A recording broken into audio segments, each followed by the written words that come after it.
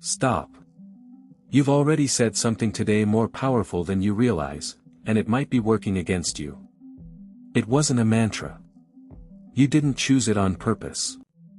It's just two ordinary words, repeated so often they've gone invisible. But your mind doesn't treat them like observation. It treats them like a command, an instruction for whatever comes next. So if you've been finishing that sentence the wrong way for years, what exactly have you been building? That question has an answer, and it's not a comfortable one. You'll see how one phrase you repeat without thinking has been quietly writing the story of who you are. Why the negative version sticks so much easier than the positive one. Why the things other people once said about you might still be running the show. But there's a moment near the end where all of that flips, where the same phrase that's been working against you becomes the exact thing you use to rebuild. That's exactly the kind of shift we dig into here on Book Echo English, the ordinary language running your life, and how to take it back. Stick around, this one goes deep. So what have you been building? Here's the honest answer, probably something you never agreed to. Because most people think the phrase, "I am," is just a report. A quick summary of a fact. I am tired. I am late. I am bad at this. It feels neutral, like you're just describing what's already true. But your brain doesn't process it that way at all. To your nervous system, I am doesn't function like a mirror. It functions like a command. When you say, I am tired, your brain isn't just noting a fact, it's issuing an instruction to keep acting tired. Slower movement. Duller focus. A body that behaves exactly the way you just described it. The words don't report reality. They start building it. Think about the last time you caught yourself saying, I'm just not a morning person. That sentence feels like an observation. But say it enough mornings in a row, and it stops being a description of how you feel and starts becoming a rule your body follows automatically. You don't decide to feel groggy anymore. The sentence decides for you. This is where most people get it backwards. They assume their identity comes first, and the words just describe it afterward. I am this way, so I say this way. But it often runs the opposite direction. You say it first, on autopilot, hundreds of times, and the identity forms around the sentence, not the other way around. Here's what makes this genuinely strange. You didn't write most of these sentences. A teacher said you were bad at math once, and somewhere along the way, I'm bad at math, became your own line, repeated in your own voice, as if you'd always believed it. A parent called you the sensitive one, and now you introduce yourself that way to strangers, 20 years later, like it's a fact about the universe instead of a phrase that got planted. That's the part worth sitting with. The sentence feels like yours. It sounds like yours. But if you traced it back, a lot of it was handed to you, and you simply kept repeating the instruction instead of ever asking whether it was accurate. And this is why it matters more than it sounds like it should. If I am really did work like a mirror, this wouldn't be a big deal, you'd just be reporting facts, and reporting a fact doesn't change anything. But if it works like a command, then every casual, I'm so disorganized or I'm just not creative, isn't neutral at all. It's a small instruction, repeated daily, training your behavior to match the sentence instead of the other way around. So the real question isn't whether you talk to yourself like this. Everyone does. The real question is which version of you those sentences have been quietly training, and whether that version was ever something you actually chose. Because here's the uncomfortable part. If the negative ones work this fast, this automatically, what does that say about how much faster they take hold compared to anything positive you've ever tried to tell yourself? Faster. That's the answer, and it's not close. Negative self-labels don't just take hold, they take hold almost instantly, while positive ones can bounce off you for years without ever sinking in. And there's a reason for that, one that has nothing to do with willpower or mindset. Your brain didn't evolve to make you happy. It evolved to keep you alive. And for most of human history, staying alive meant paying far more attention to threats than to anything pleasant. A predator in the grass mattered more than a nice sunset. That same wiring is still running today, except now the threat isn't a predator, it's a piece of criticism, a mistake, a moment where you felt exposed. Your brain treats that moment as urgent information worth remembering in detail. A compliment, by comparison, barely registers as worth storing at all. So when someone says, "You're so disorganized," that sentence doesn't just land, it gets flagged, filed, and referenced again the next time you misplace your keys. But when someone says, "You're really thoughtful," it often gets a polite nod and nothing more. Not because the compliment was less true. Because your brain wasn't built to hold on to it the same way. Here's where it gets more specific. Picture two students in the same class. One gets told, "You're clearly gifted at this." The other gets told, "You're just not a math person." 6 months later, ask them to describe their relationship to math, and the second student can usually recite the sentence word for word, where they were standing, who said it, exactly how it felt. The first student often can't even remember the compliment happened. That's not a coincidence. That's the negativity bias doing exactly what it was designed to do. This is why one offhand negative comment can outweigh a dozen genuine positive ones. It's not that the positive comments were weaker. It's that your attention system was never built to treat them as equally important. Which means every "I'm bad at this" you've ever absorbed had a head start the moment it was said, while every "I'm good at this" had to fight uphill just to be remembered at all. And this changes how you should think about your own self-talk. If negative sentences get filed away automatically, and positive ones need real repetition just to compete, then repeating a positive phrase to yourself once, half-heartedly, was never going to undo years of a negative one running on autopilot. That's not a failure of belief. That's just math. One side had a head start, and the other side barely got a fair turn. Which raises a harder question than most people want to ask. If the negative version of "I am" gets remembered without effort, and the positive version needs deliberate repetition just to catch up, how much of what you currently believe about yourself did you ever actually choose, versus simply absorb because it hit first? Rarely, and that's uncomfortable to admit. Most of what you believe about yourself wasn't chosen.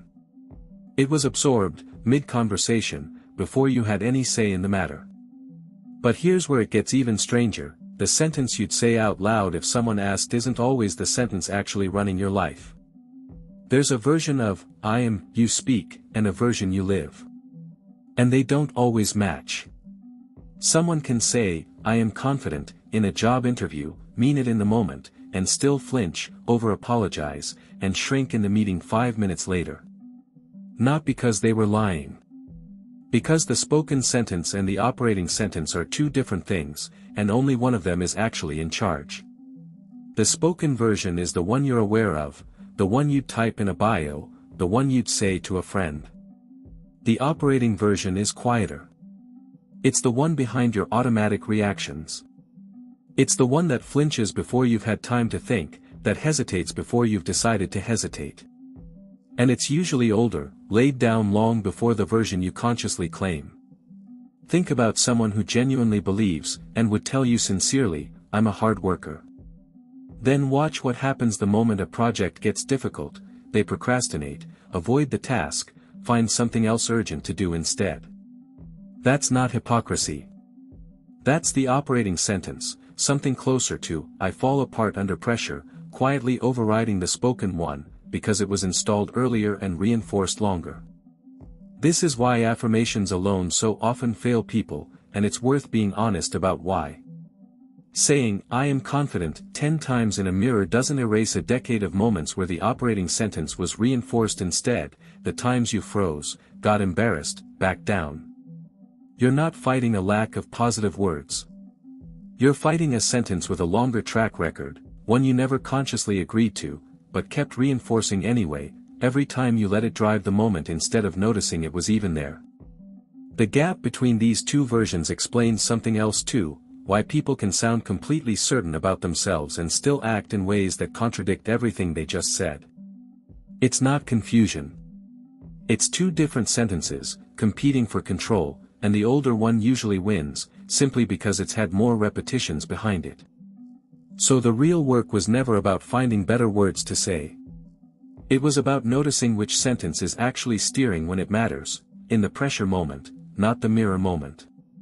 Because the spoken sentence is easy to change. You can rewrite it in a sentence. The operating one is harder, because it's not sitting on the surface where you can see it. Which brings up something worth sitting with. If the sentence that's actually running you was installed without your permission, reinforced without your notice, and never once asked for your approval, how would you even recognize it was there, if it's been disguised as just who you are this whole time? You'd recognize it the same way you recognize a habit, not by thinking about it, but by noticing you're already doing it before you decided to. And that's actually the clue. The operating sentence doesn't announce itself. It shows up as automatic behavior, and automatic behavior is exactly how a self-label stops being a sentence and becomes a fact you never question. Here's how that shift actually happens. The first time you say, "I'm not good with people," it's still a thought, something you're aware of choosing to say. But say it enough times, in enough slightly awkward moments, and something changes. The sentence stops requiring your attention. You don't consciously decide to hang back at the edge of a party anymore. You just do it. The words have moved from something you think to something your body does without asking permission. This is the same mechanism that turns any repeated action into a habit. The brain looks for patterns it can automate, so it doesn't have to spend effort deciding the same thing over and over.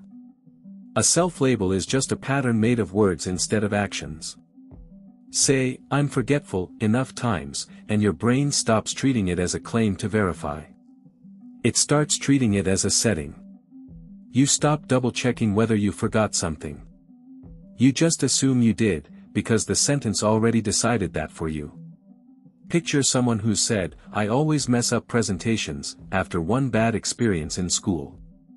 It wasn't true yet, it was one moment. But every time the thought resurfaced before the next presentation, it got a little more automatic, until eventually they weren't consciously afraid anymore. Their hands just started shaking the second they stood up. No thought required. The sentence had already been executed before their mind even caught up to what was happening. That's the part that makes this dangerous in a quiet way. A belief you're actively thinking about is still a belief. You can question it, argue with it, notice it's just an opinion. But a belief that's become automatic doesn't feel like a belief anymore. It feels like a fact about the world, because it happens before conscious thought even gets involved. You can't argue with something you never notice yourself doing. And this explains something people find confusing about themselves: why "just think positive" advice so often fails on contact. You can't out-argue a sentence that isn't being consciously evaluated anymore. Telling yourself, "I am good with people," doesn't reach the automatic version, because the automatic version isn't listening for new information. It's just running the old instruction, the same way you don't relearn how to walk every time you stand up. So the real shift isn't finding a better sentence to think. It's catching the moment a sentence stops being a thought and starts being a reflex, because that's the exact window where you still have a say in it. Which leads to something even less comfortable. If a sentence can go automatic just from your own repetition, what happens when the sentence wasn't even something you said first? Then it means the sentence didn't need your permission to begin with. It just needed repetition, and other people are just as capable of supplying that as you are. In fact, some of the most automatic "I am" statements running your life right now were never spoken by you first. They were spoken about you, by someone else, at a moment you couldn't fully evaluate yet. Think about how early most of these sentences get planted. A teacher tells a 7-year-old, "You're the quiet one." A parent introduces their kid at a family gathering as "the clumsy one," said lightly, almost as a joke. A coach says, "You're not a natural athlete," once, during a bad practice. None of these were said as permanent verdicts. But a child doesn't have the tools yet to file a comment as one person's opinion on one bad day. They just absorb it as information about who they are. And here's the part that makes it stick so effectively: you didn't just hear these sentences. You started repeating them yourself. "I'm the quiet one" becomes something you say about yourself at 25, in your own voice, with your own reasoning attached, as if you arrived at it independently. But trace it back far enough, and it's often just someone else's offhand comment, running on decades of your own repetition doing the maintenance work for them. This is what makes borrowed sentences so hard to catch.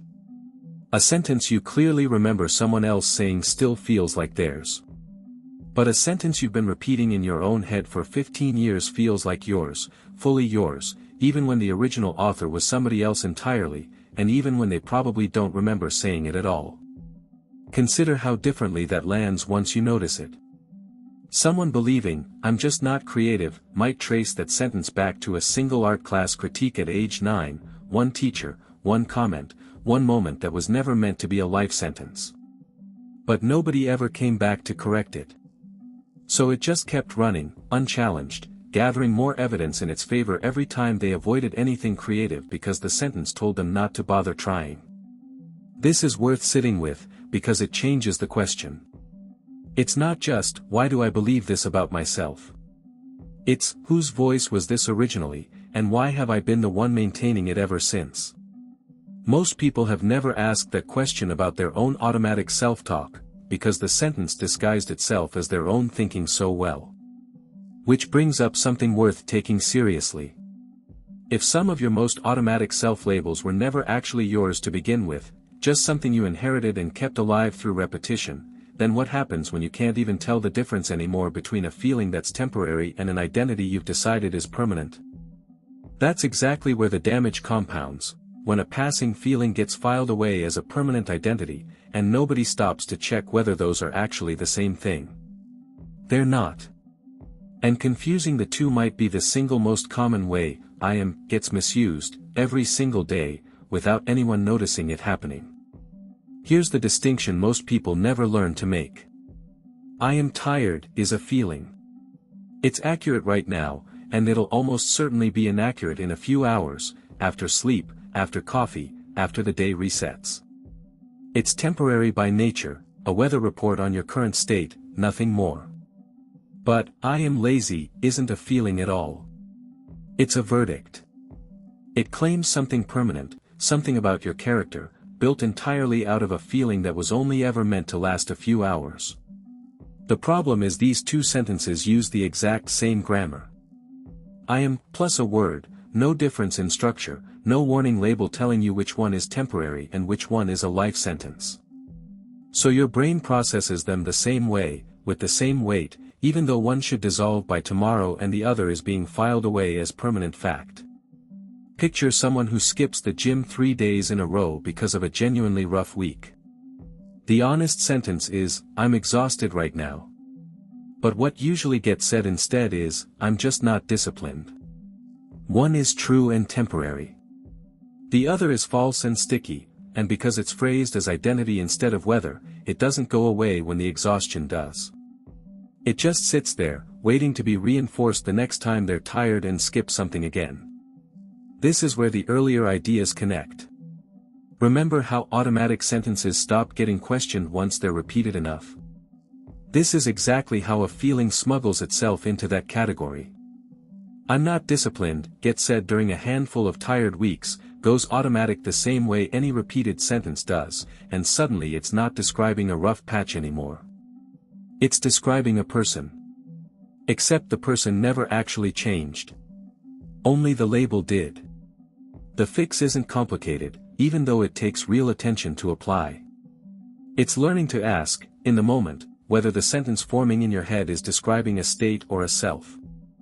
"I'm frustrated with this project" is a state, it'll pass. "I'm bad at this" is a self-claim, and self-claims are exactly the sentences that go automatic and start running the show. Catching that difference in real time is most of the work. And once you can actually tell the two apart, something becomes obvious that wasn't before, that a huge number of the automatic sentences running your life were never meant to be permanent at all. They were just feelings that never got corrected in time. Which leaves one real question. If you can finally spot the difference between a feeling and a false identity, how do you actually catch it in the moment it's happening, before it has the chance to repeat itself into something permanent? By catching it in the half-second before it finishes leaving your mouth.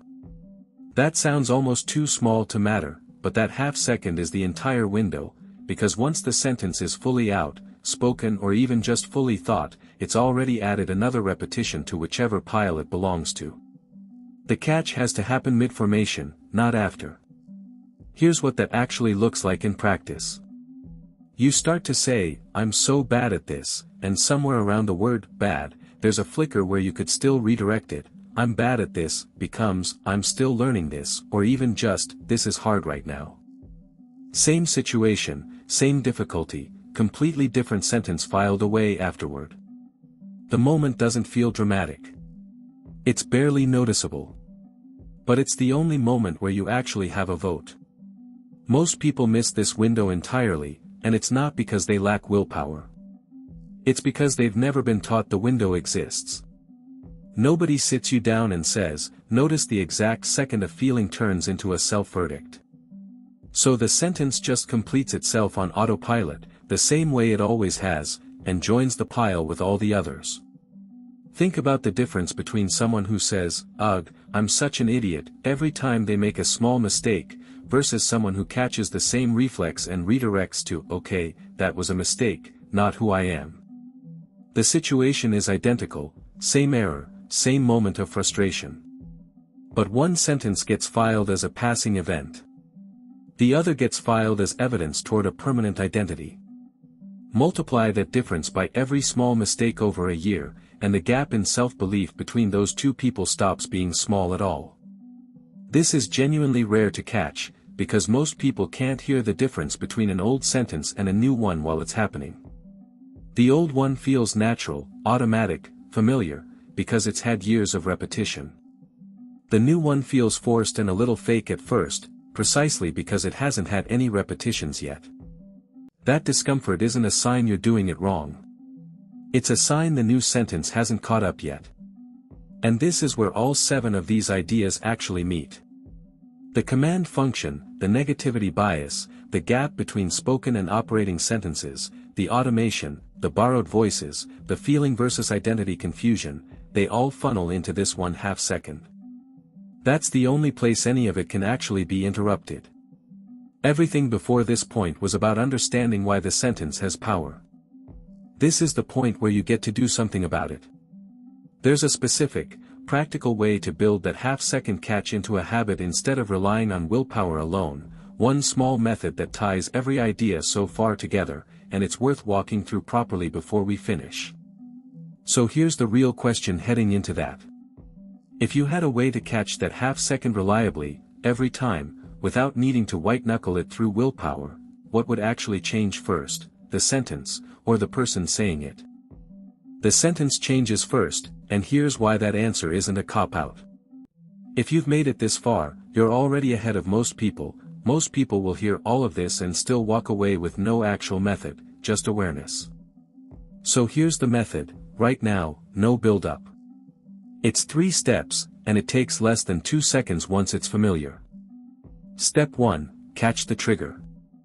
The words to listen for are, "I am," followed by anything negative, lazy, bad, not a morning person, terrible with money. That combination is your signal, every time, without exception. Step 2, downgrade before you finish the sentence. Ask yourself, is this actually permanent, or is it just true right now? "I'm lazy" becomes, "I'm low on energy today." Not because you're pretending, because you're being more accurate, not less. Step 3, and this is the part people skip, replace it with a specific, provable statement, not a vague positive one. Not, "I am amazing." That's too big to believe, and your brain will reject it instantly. Instead, something small and true, "I followed through on one thing today, even if it was tiny." Here's why that 3rd step matters so much. Remember the operating sentence from earlier, the one running behind the scenes, the one that doesn't listen to affirmations because it's not evaluating new information? It doesn't respond to big claims. But it does respond to evidence. A specific, provable statement is evidence. A vague one is just noise it's learned to ignore. Try this tonight, since it only works with actual repetition, not a single attempt. Every time you catch yourself starting a sentence with, I am, and something negative, pause for that half second, downgrade it to what's actually true right now, and replace it with one small, specific, provable statement instead. Not every time will feel natural. The first few will feel a little forced, that's expected, that's just the new sentence not having repetitions yet. Here's something worth admitting honestly. This doesn't erase years of the old sentence running unchecked. Nobody rewires 15 years of automatic self-talk in a night. But every single time you catch that half second and redirect it, you're doing the exact same thing that built the old sentence in the first place, repetition, one instance at a time. You're just finally choosing which sentence gets the repetition. And this is where everything actually connects. The command function that started this, the negativity bias that gave the bad sentences a head start, the gap between what you say and what you live, the automation, the borrowed voices, the confusion between a feeling and an identity, every one of those was a description of the problem. This is the only piece that was ever the answer. Not a better mindset. Not more confidence. Just catching the sentence, one half second at a time, until the new one has enough repetitions behind it to finally take over. So that's the shift. The phrase you've said 1,000 times without noticing wasn't ever just description, it was instruction, running quietly behind everything you've done, felt, and avoided. The negative version had a head start. The spoken version and the one actually steering you weren't always the same. And a lot of it was never even yours to begin with, just inherited and kept alive through repetition, until a feeling got mistaken for a fact and calcified into identity. You've been describing yourself badly for years. Tonight, you take that power back, starting with just one sentence, in the next 24 hours, caught in that half second before it finishes. But catching the sentence is only the first layer. Even once you know what to say to yourself, there's still the harder part, actually following through, especially when the goal feels enormous. That's usually where people reach for motivation instead, some fresh burst of hype. And it works, for about 3 days.